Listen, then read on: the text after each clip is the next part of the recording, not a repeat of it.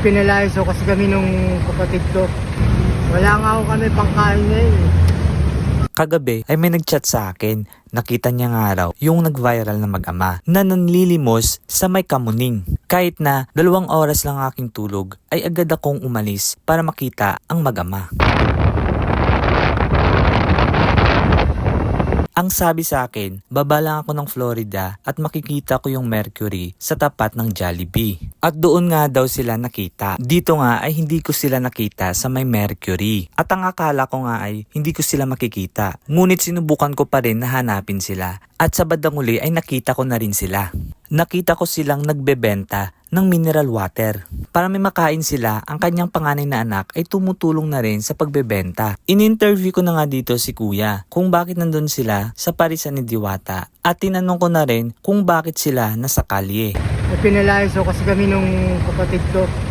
Kaya dito na lang kami natutulog sa gilid ng Mercury. Pinalayas ko kasi kami nung kapatid ko. Kaya dito na lang kami natutulog sa gilid ng Mercury. Pangalan niyo po, sir? Conrado Gatchalian. Si yung 2 anak. Si John Adrian tsaka Justin Gabriel. Ito lang kasi nakita ko eh, nasa ginaganon mo siya. Parang, 2 anak ko. ba't kayo nandito? Nagtitinda para may pangkain Ano yung kami. tinitinda niyo? Tubig po. Nakatanggap pa kayo ng ni Rosmar? Wala nga eh. Yun nga gusto nga namin para makaupa kami ng bahay. Matulungan kami. Wala nga ako kami pangkain ngayon eh. Kaya ako Nahanap kita, kuya, 3 days na akong hanap sa'yo. Sa... Bali dito lang kami, nagtitinda lang. Tapos, Wala, yun naman dun. bali naisipan lang namin na baka pakainin kami ni Diwata. Yung naman na nandun yun si Natsamba lang namin yung yung kay Rosmar. Bali nagtanong-tanong kami kung saan lugar ni Diwata. Paano mo nalaman na si Diwata? Alam na yun. Oo, nagtanong-tanong kami. Pero hindi namin alam na papunta si Rosmar. Yun nga sana yung pagkakataon namin para makaupa kami ng bahay, tapos makakain. Yung mga 2 anak mo, ang nag-aaral, hindi na nga ako, dahil wala kami matirahan. Sana ba yung mga kamag-anak nito? Wala, yun nga yung kapatid ko nga ako nagpalaya sa amin. So hinahanap kita doon lang ako ikot sa sa may boulevard. Wala talaga kayo eh. Ito lang kasi nakita ko, nung time na yon sana yung isa. Nandun, nagbabantay ng damit namin. Saan? Sa labas. Oo, sa labas. Hindi pa kayo nakakain. Hindi pa nga ako. Buti na nakaano kayo ng tubig. Oo, may nagbigay sa amin na pinuhunan ko na lang na magtinda. Basta po dyan lang po kami sa Mercury sa gilid. Sa gabi dyan kami natutulog. Saan? Mercury. Dito lang po. Tapos sa umaga, nagtitinda kami ng tubig para may pangkain kami sa araw-araw.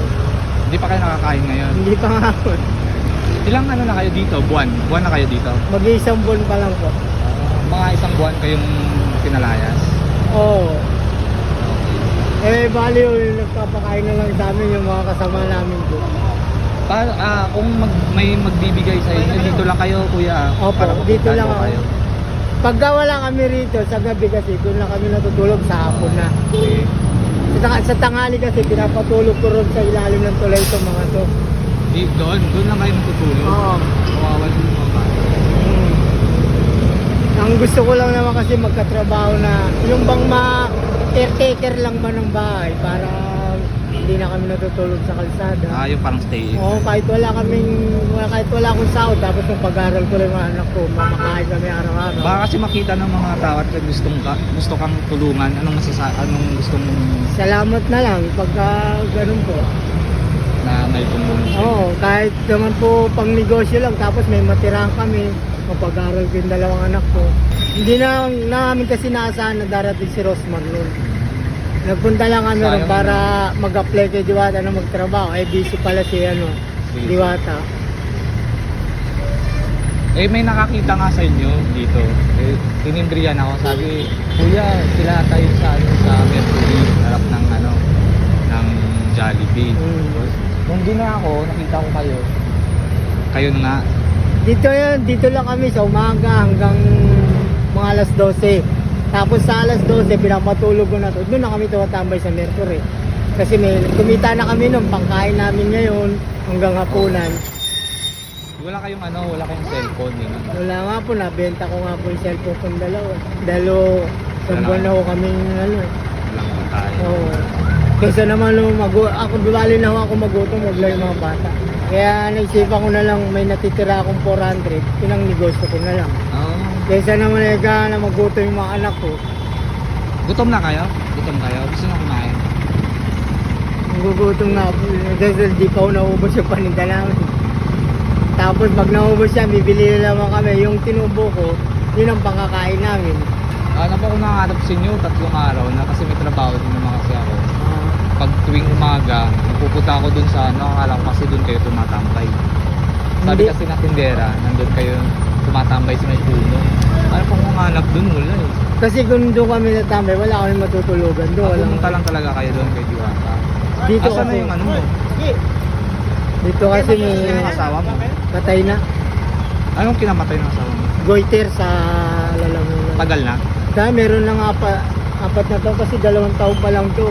Namatay na yun. Trending kayo, umabot ng 2.7 million ano, yung video.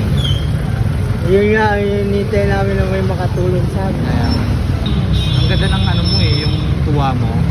Gusto mo talaga makakuha sana. Oo, ng gusto ko pera. talaga kasi para nga manahimik na kami sa bahay ba, yung matitirang mapapanalunan ko kay Rosmar, ipang ninegosyo ko. Kasi Yun nga upa kami ng bahay kahit maliit na kwarto. Yun nga lang hindi kayo napili. Hindi nga eh. Kaya nanawagan ako kay Rosmar, baka matulungan kami. Oo.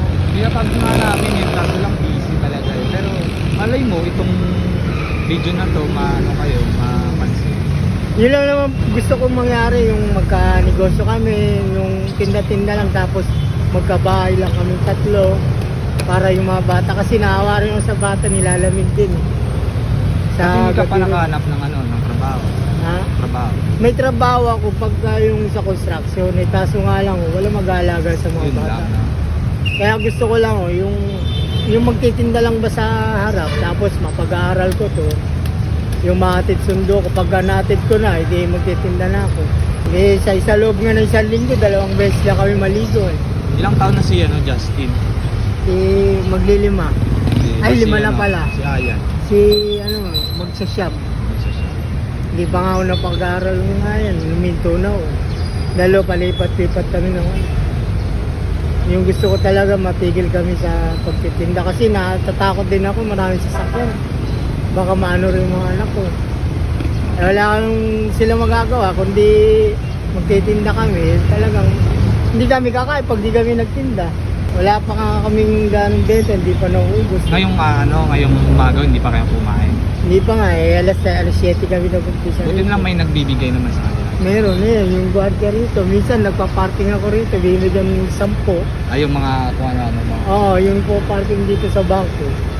Kawawa ng mga si mga bata. Eh. Kaya nga yun nga iniisip ko yung mga bata eh. Gusto ko nga talaga yung may caretaker na bahay ba. Kahit wala ako sahod, basta mapakaya anak ko, tapos yung mapag-aral ko siya, okay na sa amin eh. Sa gabi, lalamig kami. Ha? Kain daw kayo. Saan kayo gusto? Gusto niyo. Huwag mo niya. Tondo ko kain. Di ba? Ano mo? Sakit. Sakit. Ako? Oo. Epilepsy. Epilepsy.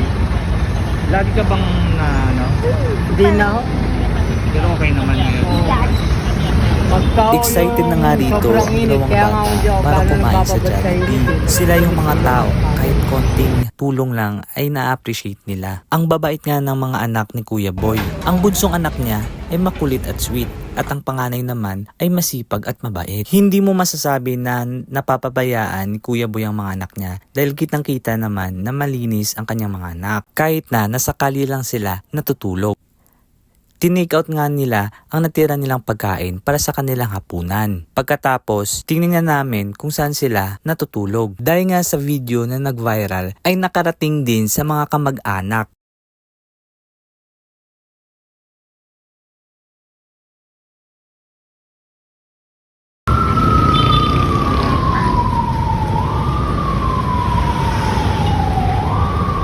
Dito Dito banda, nga sila iniiwan nila ang kanilang natutulog gamit. po. Bago ako umalis, Sa may ay binigyan ko labas ng sila ng Mercury. konting tulong.